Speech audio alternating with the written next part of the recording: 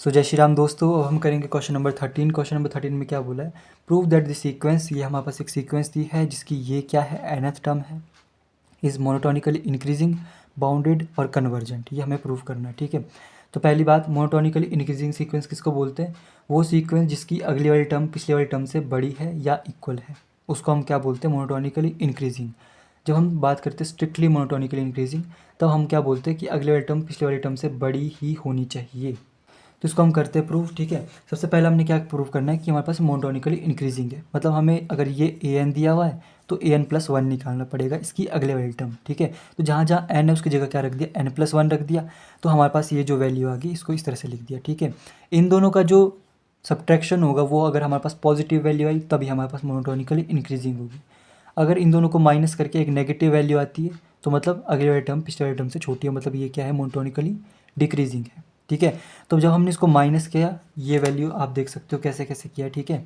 मैं इस पर ज़्यादा जोर नहीं दूंगा क्योंकि आपके एग्ज़ाम बहुत नज़दीक आ रहे हैं, तो मेरे को थोड़ा थोड़ा फास्ट कराना पड़ेगा, इसीलिए मैं इसको डायरेक्ट ही करा रहा हूँ, ठीक है। अगर इसमें कोई दिक्कत होगी तो टेलीग्राम चैनल पे आप मुझे मैसेज कर सकते हो, ठीक है, जो हमारा डिस्कशन ग्रुप है उस पर, फिर मैं आपको एक अलग से लिख के दूंगा उस पर पेज पे, ठीक है। ऐसा नहीं सोचना, हर एक आंसर आपको मिलेगा, ठीक है, अगर आपको समझ में ना आए तो।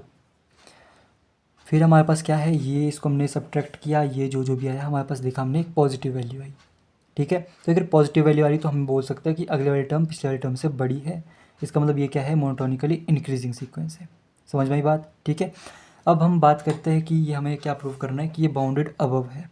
तो देखो ये हमारे पास सीक्वेंस थी, ठीक है, इसको मैंने डिवाइड करके लिखा है, मतलब 3n-1 को डिवाइड किया 4n+5 से, हमारे पास क्या आया, ये आया, ठीक है, 3/4 -19/4 इंटू में ये चीज़, ठीक है। तो यहाँ पे हम देख सकते हैं ये वाली जो सीक्वेंस होगी हमेशा ही 3/4 से छोटी होगी, क्योंकि 3/4 माइनस समथिंग, ठीक है। तो यहाँ पे जो जो भी वैल्यू डालोगी वो हमारे पास 3/4 से तो छोटी आएगी, तो मतलब ये हमारे पास इस 3/4 से क्या है, छोटी है हमेशा ही। तो ये क्या हो गया, इसका अपर बाउंड नहीं हो गया, तो हमारे पास ये भी प्रूव हो गया। तो अगर एक हमारे पास सीक्वेंस मोनोटोनिकली इंक्रीजिंग है और बाउंडेड अबव है, समझ रहे हो, बाउंडेड अबव है, तो हमारे पास वो सीक्वेंस क्या होगी, कन्वर्जेंट होगी। अच्छा, यहाँ पे बाउंडेड प्रूव करना है तो मतलब बाउंडेड अबव और बाउंडेड बिलो दोनों। बाउंडेड बिलो के लिए हम वैल्यू पुट करते हैं 1 पे, क्योंकि देखो बाउंडेड बिलो कहाँ होगी, 1 पे होगी, और बाउंडेड अबव क्या होगी, n टेंड्स टू इन्फिनिटी पे, मैक्सिमम टाइम ऐसा होता है, ठीक है। तो वैल्यूज़ पुट करके देखिए हमने यहाँ पे हमारे पास क्या आया, ये आया 0.22।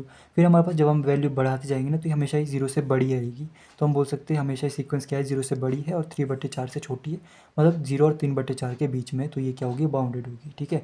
तो अगर अगर एक monotonically increasing sequence bounded above है तो उसको हम क्या बोलते हैं, कन्वर्जेंट सीक्वेंस बोलते हैं, ठीक है। तो ये तीसरा पार्ट जो है ये अपने आप ही प्रूव हो जाता है।